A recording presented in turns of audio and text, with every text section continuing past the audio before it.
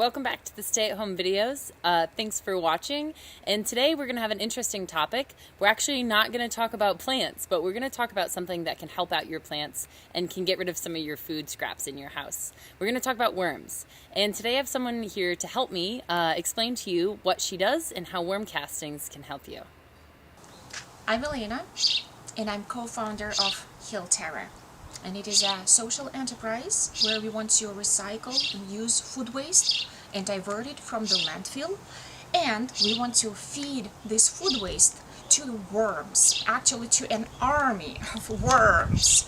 And the end product is worm castings. And I can tell you, everybody can do that in their backyards. I've even read that some people are doing this in their apartments, in a small bucket under the sink. Whoa, look! They're so dirty. Before we go any further, can you explain what worm castings are? Worm castings is actually worm poop. This is our brand name, Terra worm poop. When I say what it is, then people really understand what it is. So actually there is another term, worm castings, and in other words, this is what worms digest. And that's why it is full of different micronutrients, nutrients, and microorganisms. Since this is so easy and I can do this at home or at school, what are the materials that I need to be successful? We were using just tubs, and you can get them at Home Depot, and I'm sure you already have it in your backyard. So we were using this type of tubs. You will also need worms, of course, and you will need bedding. So I want to talk about bedding, so what it exactly means. So bedding is a material so that worms feel good in it, so can thrive in it, multiply, and bedding. So for example, we are using compost. So we are actually bringing some compost or do it, and we mix it then with kitchen scraps. So this is what I want to talk about, like kitchen scraps. I feel so good that we actually can use our food waste from our kitchen for something beneficial, so that it doesn't go into a trash can and it doesn't go to the landfill. So we have been using kitchen scraps, and what I really mean is vegetative waste. So for example, banana skin or potato peelings or cabbage stems, broccoli stems, and so on. And we, in our family, we eat a lot of vegetables, so that's why we actually collect quite a bit of it. So what we also have been doing with kitchen waste, we were blending it in a household blender with water. So because we want to break it down, so to make it as easy as possible for worms to digest it and to eat it. So do I have to blend it?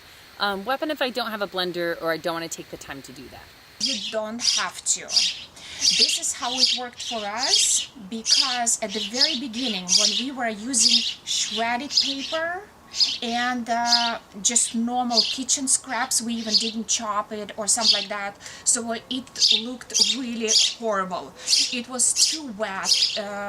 There was something not in balance concerning moisture, and it was taking just too long time for worms to eat through the kitchen scraps. So after a while, after different attempts, trials and errors, we found out that blending food waste and mixing it with compost worked just perfect for us, but it is not necessary, definitely.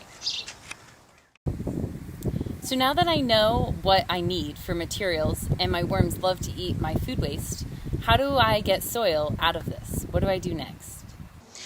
So when we see in the tub that worms have already digested the food, then we always want to screen it. So because we want to separate, so we don't want to have bigger chunks of organic matter in worm castings. So we actually did something just in our household, like a screen.